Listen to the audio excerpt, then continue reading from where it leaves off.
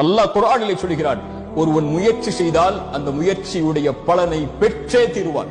அது உலக காரியத்திலும் சரி, மறு உலக காரியத்திலும் சரி. இந்த உலகத்தில் இருக்கக்கூடிய மனிதர்கள் முடிவை பார்க்கக்கூடியவர்கள். வெற்றி அடைந்தாயா என்பதைத்தான் பார்ப்பார்கள். அது ஒரு முஃமினுடைய இலக்கு அல்ல. ஒரு முஃமினுடைய இலக்கு எல்லா காரியத்திலும் முயற்சி மட்டும்தான்.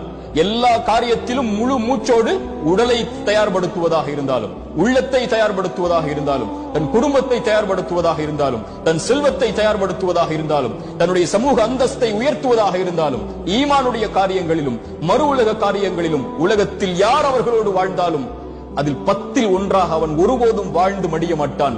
உலக வாழ்வில் இருந்து அவன் கண்ணை மூடும் போது எல்லோர்களை விடவும் அல்லாஹ்விடத்தில் நான் மேன்மையானவனாக, இறை நம்பிக்கை கொண்ட பலமான உறுதியோடு வாழக்கூடிய, அல்லாஹுடைய கதரை உள்ளத்தாலும் உடலாலும் மனதாலும் ஏற்று வாழக்கூடிய இறை நம்பிக்கையாளனாகத்தான் அவன் வாழ்ந்து மறைவான்.